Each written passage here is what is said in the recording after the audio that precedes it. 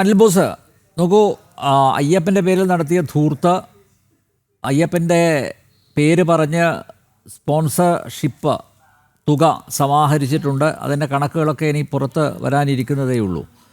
ഇപ്പോൾ ശബരിമല സന്നിധാനത്ത് നിന്ന് സ്വർണ്ണപ്പാളികൾ അടിച്ചു മാറ്റിക്കൊണ്ടുപോയി ഇപ്പോൾ അത് തിരിച്ചു കൊണ്ടുവന്നപ്പോൾ കൊണ്ടുപോയതല്ല തിരിച്ച് എത്തിയത് എന്നൊക്കെ ഇപ്പോൾ ചിത്രം തെളിഞ്ഞിട്ടുണ്ട്. അപ്പോൾ ഇവർക്ക് അയ്യപ്പനോട് എത്രത്തോളം ആദരവുണ്ട്, ബഹുമാനമുണ്ട്, എത്രത്തോളം ഭക്തിയുണ്ട് എന്നൊക്കെ നമുക്കെല്ലാവർക്കും അറിയാവുന്ന കാര്യമാണ്. നോക്കൂ, ഒരു ഭാഗത്ത് ദൂർത്ത്, മറുഭാഗത്ത് ഈ ഭക്ഷണം പാഴാക്കി അത് ചവറ്റുകൊട്ടയിൽ തള്ളുന്ന ഒരു സമീപനവുമായിട്ട് മുന്നോട്ട് പോവുകയാണ്. ഇവിടെ നേരത്തെ പരാമർശിച്ചതുപോലെ അന്നദാന പ്രഭുവായ അയ്യപ്പൻ്റെ മുന്നിലാണ് ഈ അന്നത്തോട് ഒരു അവഹേളനം കാട്ടിയിരിക്കുന്നത്. കോൺഗ്രസ് ഇതിനെ എങ്ങനെ നോക്കിക്കാണുന്നു? ഇതുമായി ബന്ധപ്പെട്ട് ഈ ആഗോള അയ്യപ്പ സംഘവും ആയിട്ട് ബന്ധപ്പെട്ട് ചില രാഷ്ട്രീയ പ്രശ്നങ്ങൾ ഉയർന്നിട്ടുണ്ട്. അതിലേക്ക് നമുക്ക് വരാം. അതിനു മുമ്പ് കോൺഗ്രസ് ഈ വിഷയത്തെ എങ്ങനെ നോക്കിക്കാണുന്നു എന്ന് താങ്കളൊന്ന് പറയുകയാണ് നന്നായിരിക്കും.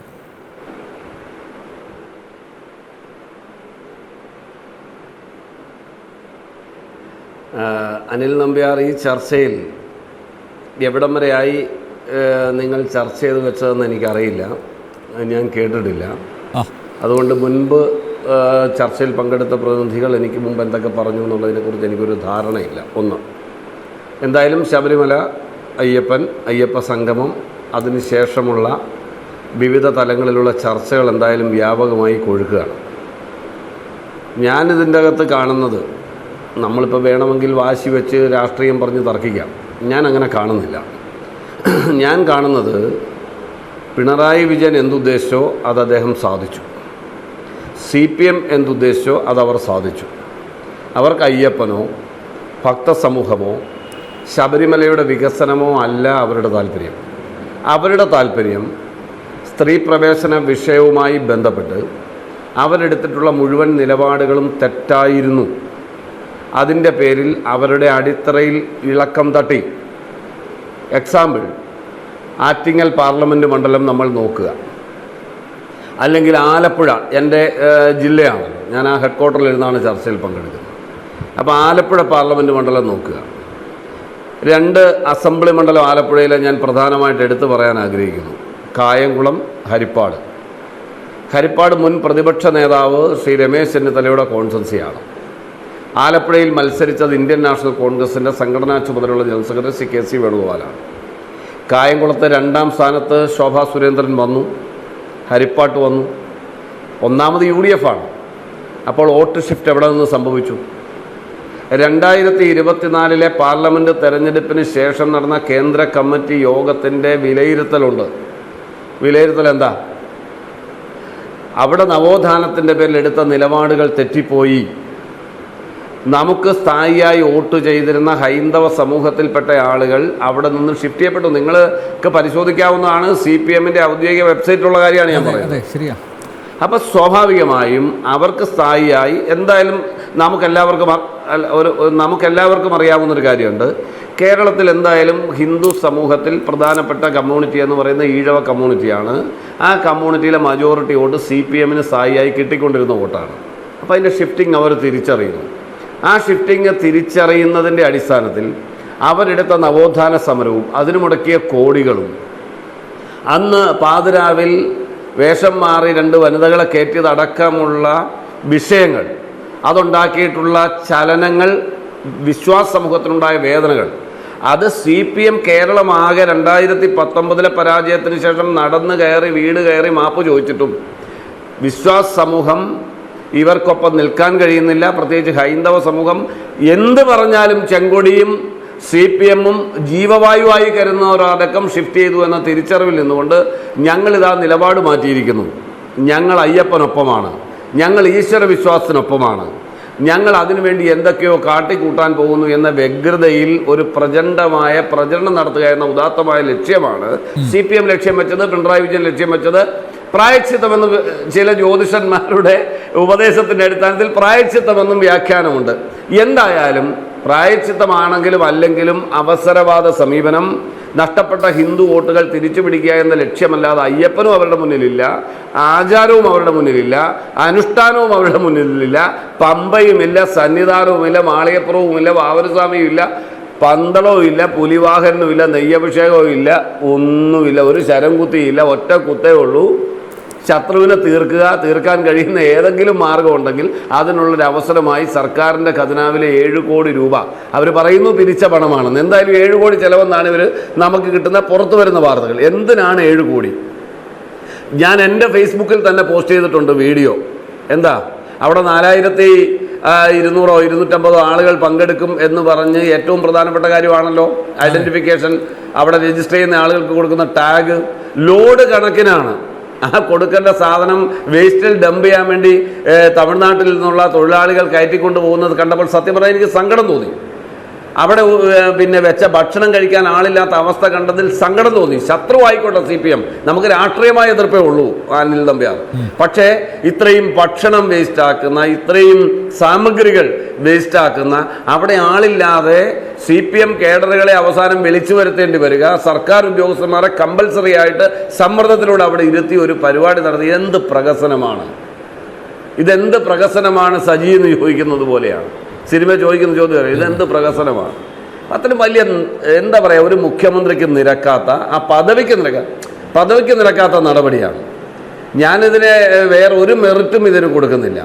നമുക്ക് മാസ്റ്റർ പ്ലാൻ ചർച്ച ചെയ്യാനാണെങ്കിൽ, ശബരിമലയുടെ വികസനം ചർച്ച ചെയ്യാനാണെങ്കിൽ അത് വളരെ കൃത്യമായി നമ്മുടെ മുൻപിലുണ്ടല്ലോ. ഈ ഗവൺമെൻറ് വന്നിട്ട് ഏതാണ്ട് 9 വർഷം പിന്നിടുകയാണ്. ഈ 9 വർഷത്തിനിടയിൽ ഇവരെന്തെങ്കിലും മാസ്റ്റർ പ്ലാൻ തയ്യാറാക്കിയിട്ടുണ്ടോ?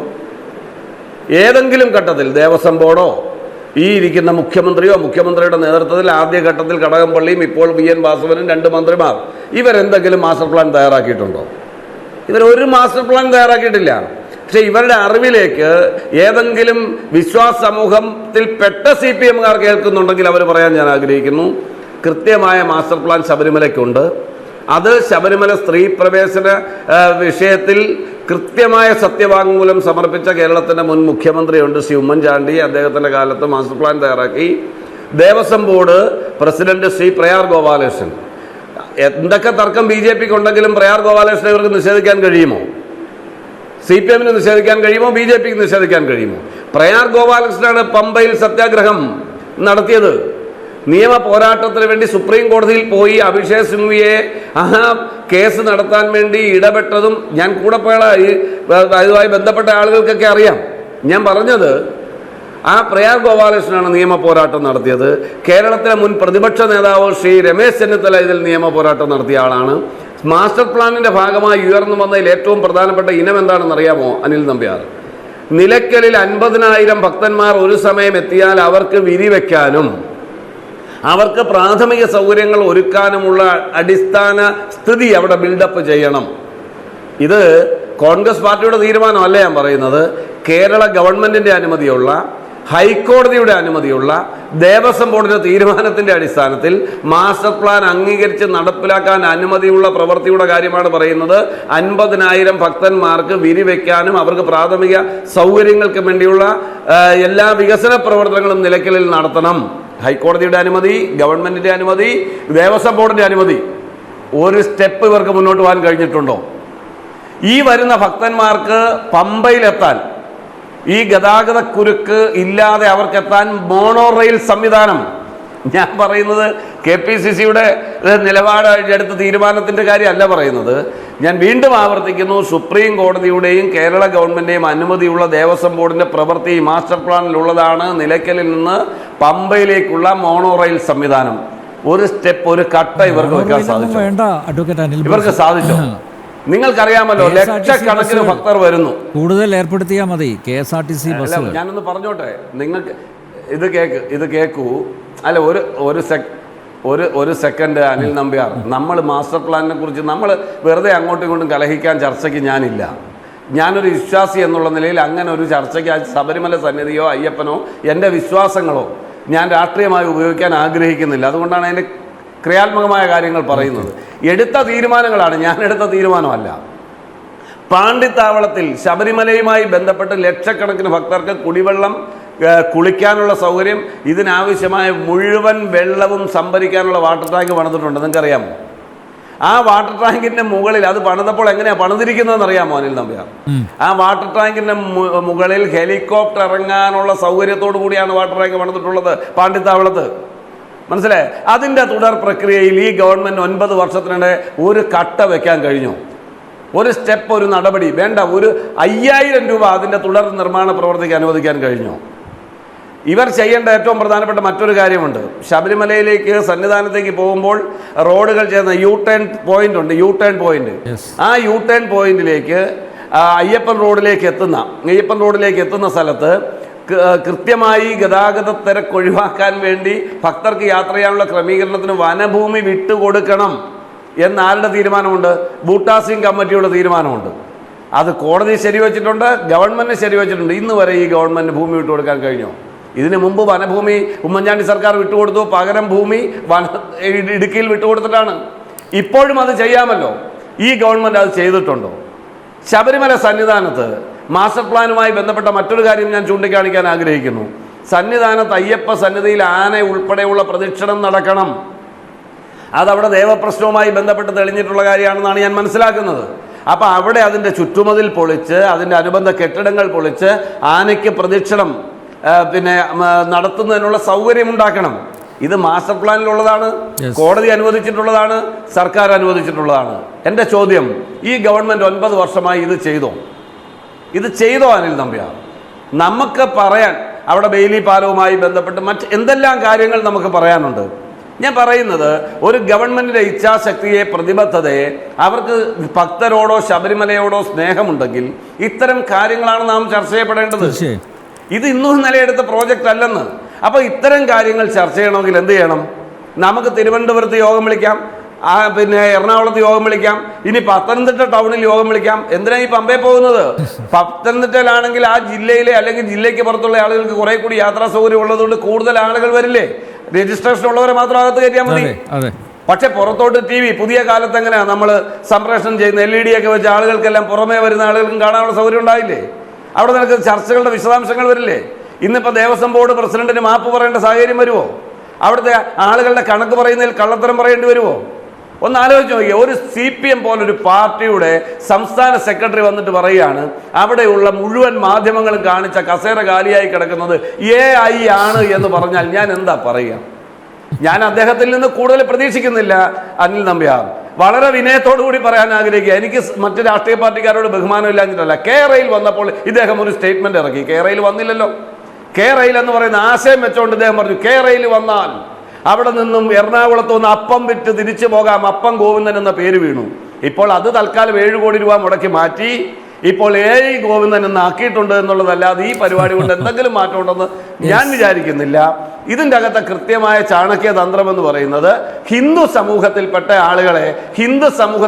ആളുകളെ എന്താ പറയുക, മുട്ടനാടിനെ നമ്മൾ ഇല കാണിച്ച് കൂട്ടങ്ങളെ കൊണ്ടുപോകില്ലേ, ഇല കാണിച്ച് കൊണ്ടുപോകുന്നത് പോലെ വിശ്വാസ സമൂഹത്തെ പറ്റിക്കാൻ വേണ്ടി ആ ഇല കാണിച്ച് കൊണ്ടുപോകുന്ന ഒരു മനോഭാവത്തിന് വിലക്കെടുക്കാൻ കഴിയുന്നവരാണ് കേരളത്തിലെ വിശ്വാസ സമൂഹം, ഇന്ത്യയിലെ വിശ്വാസ സമൂഹം എന്ന് CPM കരുതുന്നുണ്ടെങ്കിൽ അതല്ല എന്ന് ബോധ്യപ്പെടുത്തുന്നതായിരുന്നു അയ്യപ്പ സംഗമം എന്നതാണ് യാഥാർത്ഥ്യം. മുന്നോട്ടുള്ള യാത്രയിൽ അത് കൂടുതൽ തിരിച്ചറിവുണ്ടാകും CPM-ന്. അവർ തിരുത്തേണ്ടി വരും, അവർക്ക് വീണ്ടും പ്രായശ്ചിത്തം ചെയ്യേണ്ടി വരുമെന്നാണ് പ്രാഥമിക ഘട്ടത്തിൽ എനിക്ക് പറയാനുള്ളത്. അതുകൊണ്ട് ഗൗരവമായ ചർച്ചയാണെങ്കിൽ നമുക്ക് മാസ്റ്റർ പ്ലാൻ ചർച്ച ചെയ്യാം, അനുവദിച്ച പദ്ധതികൾ ചർച്ച ചെയ്യാം, കോടതിയുടെ ഉത്തരവുകൾ ചർച്ച ചെയ്യാം. പമ്പയിലെ ആഗോള അയ്യപ്പ സംഗമത്തെ കുറിച്ച് താങ്കൾ പറഞ്ഞു, കൃത്യമായിട്ടുള്ള നിരീക്ഷണം. പന്തളത്തെ ശബരിമല സംരക്ഷണ സംഘത്തെ കുറിച്ചൊന്നും പറഞ്ഞില്ല. ഒരു 2 വാക്ക് പറയാം, എങ്ങനെ ഉണ്ടായിരുന്നു അത്?